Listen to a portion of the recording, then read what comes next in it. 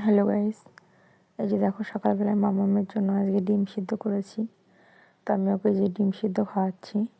আর ওকে আমি 6 মাসের পর থেকেই, যখন ওর 7-8 মাস বয়স, তখন থেকে অল্প অল্প করে ডিম খাওয়াতাম। প্রথমে কুসুমটা দিয়ে শুরু করেছি, তারপর আস্তে আস্তে এখন ডিমের যে সাদা অংশটা ওটা দিই, কারণ ডিমের ওই কুসুমটাতে শুধু ফ্যাটটাই হবে, সেই জন্য সাদা অংশটা খাওয়ায় যাতে প্রোটিনটা পায়ও।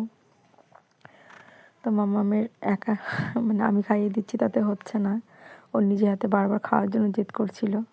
তো দেখো অনেক মজা পাচ্ছিল, সেই জন্য টেস্টি লাগছিল বলে মজা করে খাচ্ছিল। তো তারপর দেখো মাম্মাম এখন আমার কাছ থেকে জোর করে ডিমটা নিয়ে নিয়েছে, যে আমি খাইয়ে দিচ্ছি, ওর মন ভরছে না, ও নিজে হাত দিয়ে খাবে। তো আমি ওকে বললাম খাও, কিন্তু ও তো ওইভাবে কামড়ে নিতে পারে না, নিলে অনেকটা বেশি নিয়ে ফেলে। সেই জন্য ভয়ে আমি ওকে ওইভাবে দিই না খেতে, আমি নিজে হাতে করে খাইয়ে দিই। কিন্তু মাম্মাম সব কিছুই নিজে হাত দিয়ে খাওয়ার জন্য জোর করে। এবার যেগুলো মানে ও খেতে পারবে সেইগুলো আমি ওকে দিই খেতে। তারপর যে মামামের জন্য আজকে দুপুরে মাছ ভাজা ছিল, তারপরে একটু শাক রান্না করেছিলাম, কারণ মামাম শাকটা ভালো খায়। সেই জন্য আমি ওকে প্রায় দিনই 1-2 দিন বাদে বাদেই শাকটা দিই। তো সেই কারণে যে দুপুরে মামাকে আমি এখন খাওয়াতে বসিয়েছি শাক আর মাছ দিয়ে। তো মাছটাকে প্রথমে বেছে খাইয়ে দিয়েছি, তারপরে যে শাক দিয়ে ভাত খাইয়ে দিচ্ছি। তো মামামি টেস্টি লাগছিলো বলে ও বেশ মুখের রিয়াকশানটা ভালোই দিচ্ছিল। তো তারপর খাওয়ানোর পরে ভাবছিলাম যে আজকে একটু ঘুরতে যাব। তো আমরা এই যে বিকালে ঘুরতে বেরোনোর জন্য মাম্মাকে বলছিলাম যে তাড়াতাড়ি খেয়ে নাও, আমরা ঘুরতে যাব। তো সেই জন্য তাড়াতাড়ি করে খেয়ে নিচ্ছে, আর নিজে এসে এসে হাঁ করে করে নিচ্ছিল, কারণ ওর ঘুরতে যেতে খুব ভালো লাগে।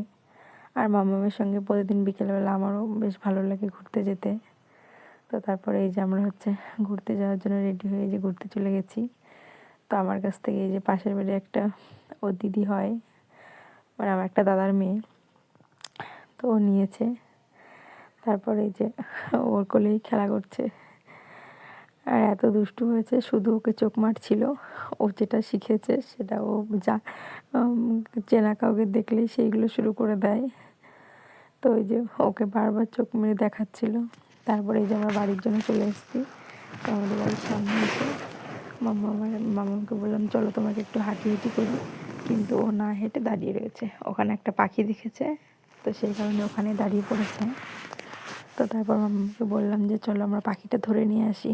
তো সেই কারণেও অনেক মজা পাচ্ছিল, আর বারবার ঘুরে ঘুরে পাখিটাকে দেখছিল।